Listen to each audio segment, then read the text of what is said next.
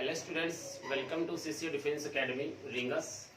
पिछले video lecture में जो हम लोग पढ़े वो था सदिशों का योग, vector addition of two vectors.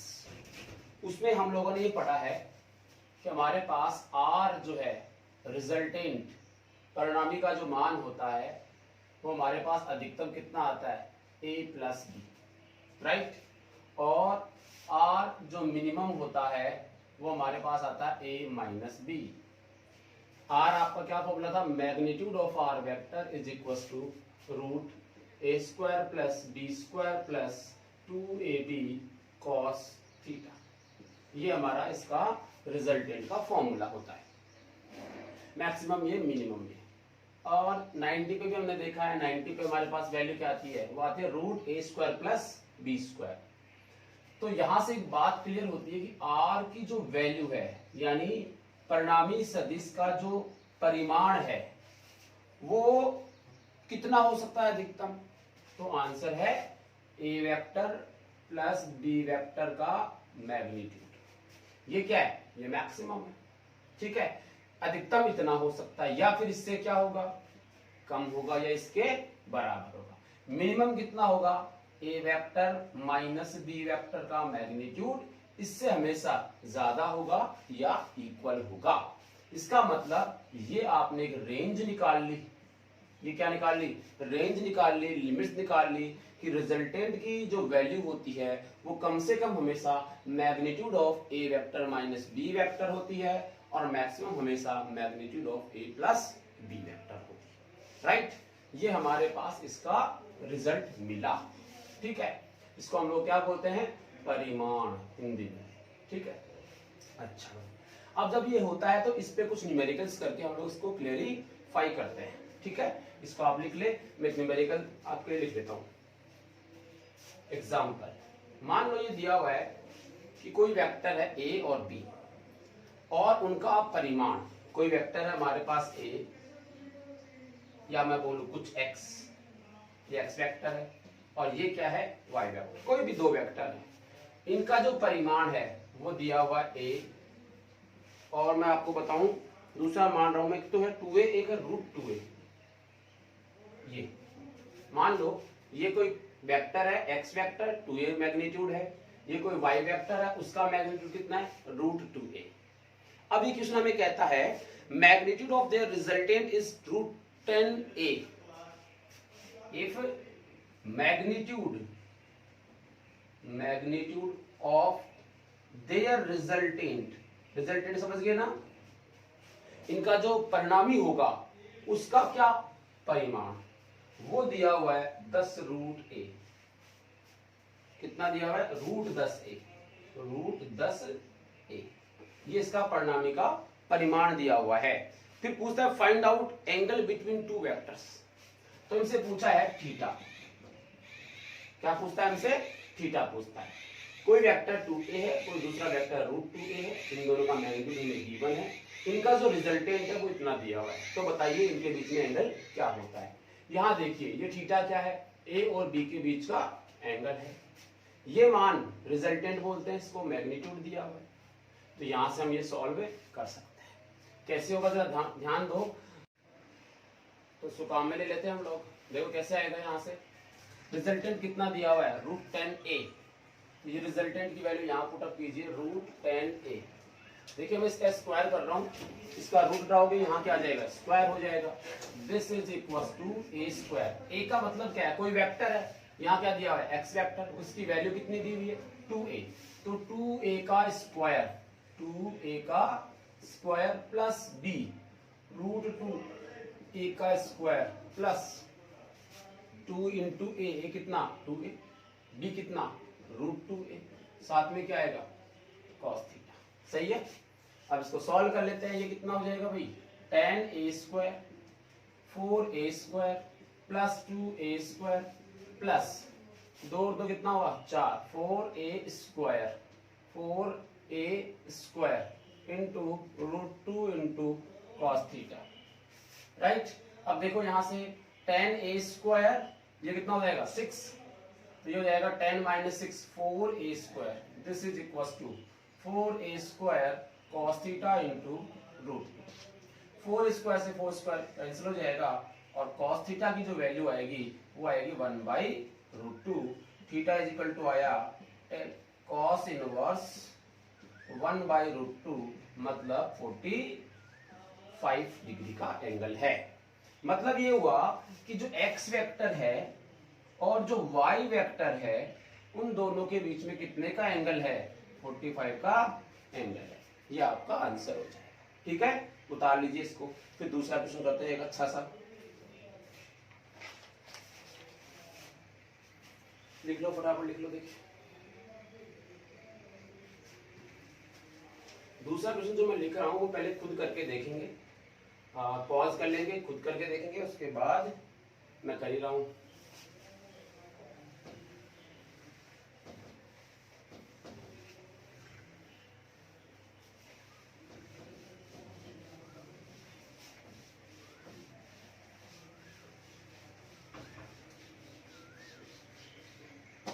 दूसरा क्वेश्चन कहता है magnitude of resultant of P and Q। क्या बोला गया है, मैग्नीट्यूड ऑफ, क्वेश्चन है magnitude of resultant of P and Q vector is दिया हुआ है √13Q and angle between P and Q is 60। ये बोला गया। Find out the ratio of magnitude of P, find magnitude of P upon magnitude of Q। Short में खुद से करके देखिए क्या आंसर आ रहा है। क्या बोल रहा है कि हमारे पास दो वेक्टर हैं, P वेक्टर और Q वेक्टर, उनका परिणामी कितना है, √13Q। ये हमें परिणामी दिया हुआ है, परिणामी कितना, √13Q। और ये बोला गया कि थीटा का मान 60 है, मतलब A और B के बीच का एंगल 60 है, यानी P और Q के बीच का एंगल 60 है। हमसे क्या पूछा, P/Q का वैल्यू कितनी है। चलिए सॉल्व करें, फिर करते हैं सॉल्व। और क्या, कौन सा फॉर्मूला लगाओगे, वही जो भी हमने लिखा। रिजल्टेंट की वैल्यू कितनी, √13Q, इसका क्या कर दोगे, स्क्वायर।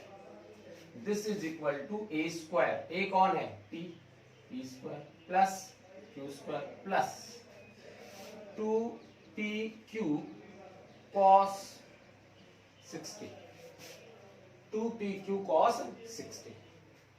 इसको सॉल्व करते हैं हम लोग। ये कितना आएगा, 13Q² is equal to P² plus Q²। इस Q² को इधर ले आओ, minus Q² is equal to P² plus 2PQ cos 60 कितना होता है, 1/2।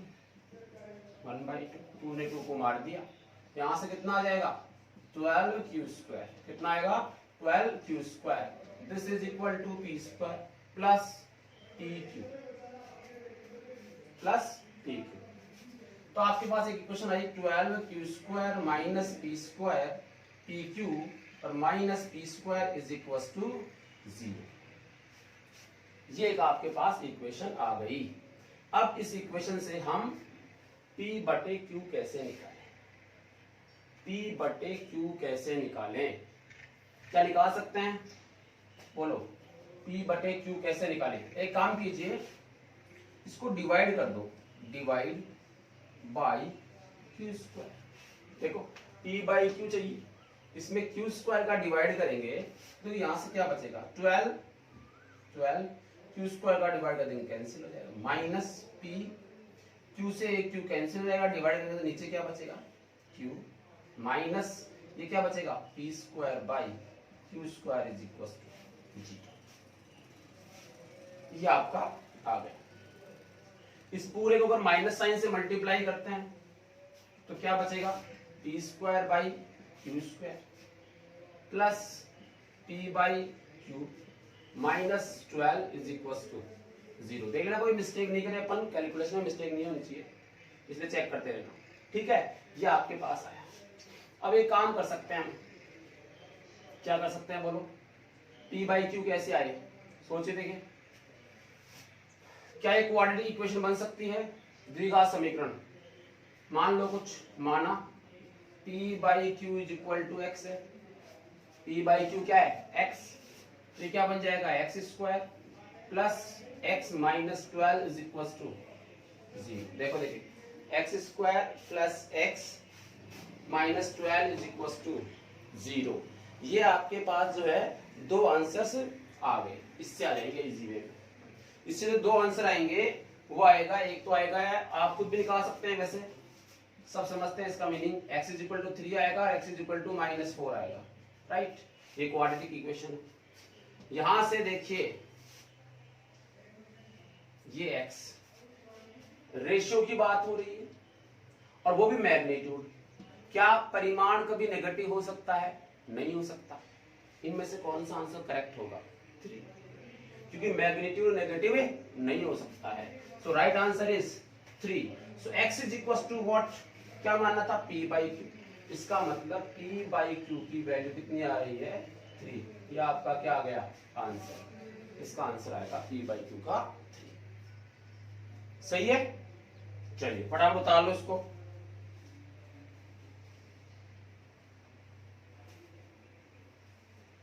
उतार लीजिए फटाफट।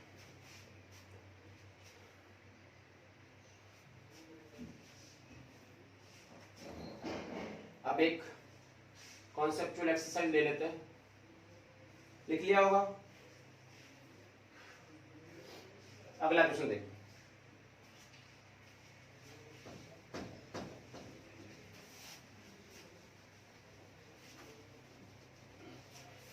क्वेश्चन बहुत अच्छा है और इसको आप याद भी रखना। कॉन्सेप्ट एक्सरसाइज अपने आप में न्यूमेरिकल तो है ही, साथ में आपको याद भी रखना। क्वेश्चन ये है, प्रश्न कहता है the resultant of A and B is perpendicular. Question कहता है the resultant of A vector and B vector is perpendicular to a vector. The resultant of A and B is perpendicular to A vector. Find the angle between A and B. Find the angle between A and, बहुत ही अच्छा question है। A और B के बीच में आपको angle find out करना है, करिए।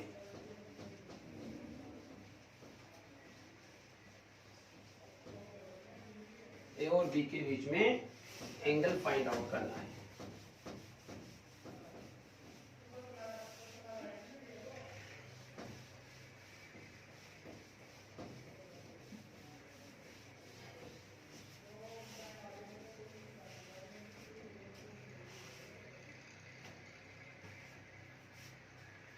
ए और बी के बीच में एंगल फाइंड आउट करना है और इनका जो रिजल्टेंट है वो परपेंडिकुलर है किसके, ए के। कैसे निकालोगे, ठीक है। चलिए सॉल्व करूं मैं। सॉल्यूशन देखिए, हमारे पास कोई वेक्टर है ए और कोई दूसरा वेक्टर है बी, और इनका जो रिजल्टेंट, जैसे मान लो ये बी वेक्टर है, बी, ये ए है और ये बी है। ये भी ऐसे भी हो सकता है, ऐसे भी हो सकता है, ऐसे भी हो सकता है, ऐसे भी हो सकता है, ठीक है। अब ये कहता है कि परपेंडिकुलर टू ए वेक्टर, इनका रिजल्टेंट, रिजल्टेंट कौन होता है, देखो ये ए है, ये बी है, ये रिजल्टेंट सी होता है या आर होता है। तो सामने से जो पूछा जाएगी ये, मैंने ऐसा क्यों बनाया, क्योंकि उन्होंने बोला है परपेंडिकुलर है किसके, ए के। तो ये ए है तो ये अपने आप कितना हो गया 90, इसको आर वेक्टर कह दो, रिजल्टेंट कह दो, ये हो गया। अब हमसे पूछा है ए और बी के बीच का एंगल, ए और बी के बीच का एंगल कितना होगा, ये हमसे पूछा है। कैसे निकालोगे, तो ध्यान दो, हिंट क्या है इसमें, ये गिवन है या इसका आंसर क्या होता है बताओ, tan अल्फा। याद कीजिए ये क्या है, एंगल लेते हैं हम अल्फा, ये क्या होता है थीटा। तो ये वाला ही तो अल्फा की वैल्यू है जो 90 दी हुई है। तो tan alpha is equal to B sine theta upon A plus B cos theta, ये हमारा फॉर्मूला होता है, राइट। अब देखिए यहां से आप क्या लिखोगे, tan 90 is equal to B sine theta upon A plus B cos theta, right. tan 90 की वैल्यू कितनी होती है, इन्फिनिटी, इन्फिनिटी, लिखोगे B sine theta upon A plus B cos theta, right.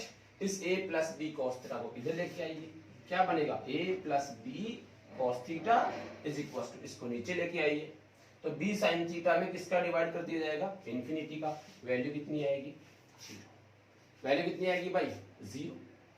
तो यहां से b cos theta is equal to आएगा minus a, और cos theta is equal to आएगा minus a by B, right.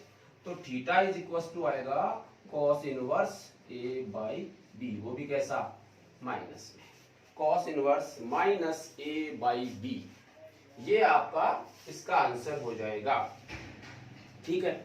अब ये क्वेश्चन हम क्यों बता रहे हैं, उसका तो मीनिंग समझिए।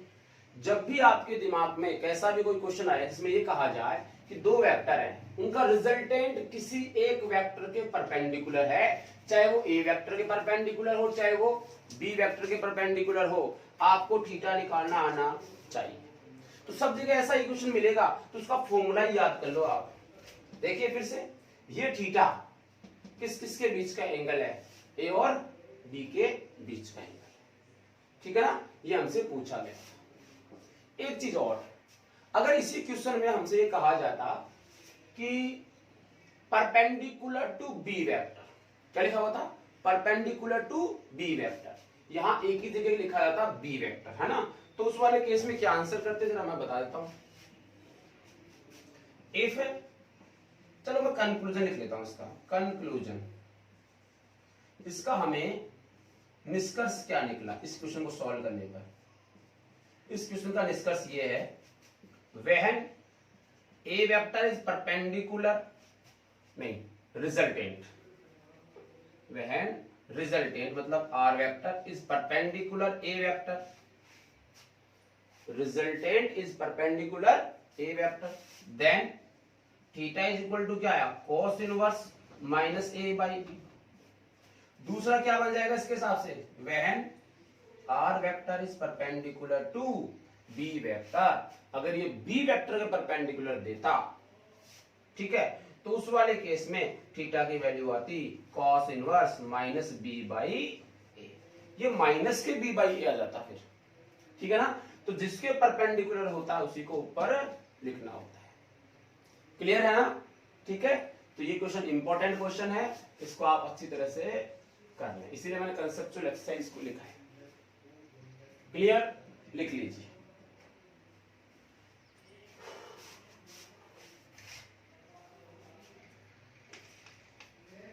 अगला क्वेश्चन करते हैं।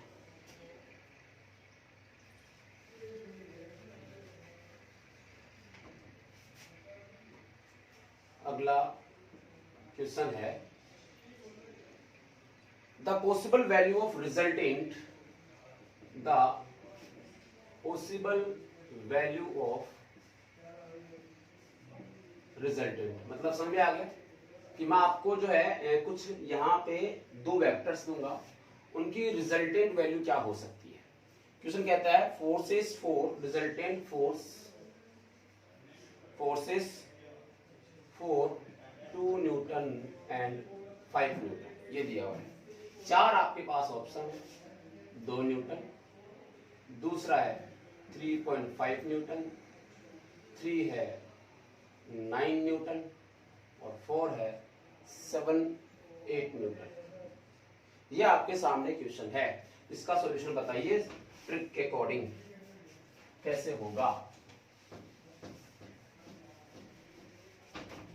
करो देखिए फटाफट क्या इसका आंसर होना चाहिए। चार आंसर आपके सामने, दो फोर्स हैं, एक तो है 2 न्यूटन का और दूसरा है 5 न्यूटन का। अब बताइए इन चार में से किसी भी एंगल पे रखें इनको, कौन सा आंसर आ सकता है, पॉसिबल वैल्यू कौन सी है, सोचो। कौन सा आंसर आ सकता है, पॉसिबल वैल्यू कौन सी है, सोचिए फटाफट। चलो देखो एक चीज ध्यान दो, ऐसा क्वेश्चन आता है इसलिए मैं बता रहा हूं आपको कि आर मैक्सिमम और आर मिनिमम, तो हम लोग लिखा है कि मैग्नीट्यूड जो होता है आर वेक्टर का वो हमेशा a प्लस बी, इससे तो क्या होगा छोटा या बराबर, और magnitude of a minus B से क्या होगा बड़ा या बराबर। So magnitude of a minus B is less than equal to this and this less than equal to magnitude of a plus B. ये एक रेंज मैंने आपको भी बताई है, इसको यहां से दिमाग लगाओ। देखो अगर 2 न्यूटन और 5 न्यूटन के बीच में कोई भी एंगल होगा उससे हमें कोई मतलब नहीं है, हमसे पूछा है कि इनमें पॉसिबल वैल्यू क्या है। सोचिए मैक्सिमम वैल्यू कितनी हो सकती है, मैक्सिमम वैल्यू हो सकती है a प्लस बी। अगर मैं a प्लस बी करता हूं तो 2 प्लस 5 कितना होगा 7। ये तो क्या है इसकी मैक्सिमम वैल्यू, क्या है ये मैक्सिमम, दिस इज मैक्सिमम। और अगर मैं माइनस की बात करूं तो आपके पास क्या मिलेगी मिनिमम वैल्यू, 5 माइनस 2 कितना आया 3, कितना है भाई 3 आया इसका मैग्नीट्यूड। यानी ये तो बात फाइनल है कि 2 और 5 में जो रिजल्टेंट बनेगा वो 7 और 3 के बीच में ही होगा, क्योंकि मैक्सिमम और मिनिमम वैल्यू हमें पहले से ही पता है 7 और 3 के बीच में ही होगा, इनके बाहर वो नहीं जाएगा।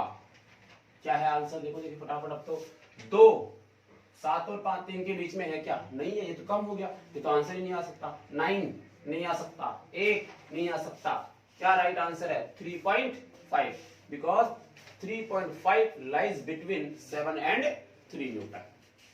क्लियर है। तो इस टाइप के क्वेश्चंस भी हम लोग इस प्रकार से सॉल्व कर लेते हैं। ठीक है, ये था वेक्टर एडिशन पे कुछ न्यूमेरिकल्स हमने पढ़ लिए। नेक्स्ट वीडियो लेक्चर में हम लोग पढ़ने वाले हैं सब्ट्रैक्शन। क्या पढ़ने वाले हैं सब्ट्रैक्शन, कि हम लोग माइनस कैसे करते हैं और उसके साथ उसके न्यूमेरिकल्स भी सॉल्व करेंगे।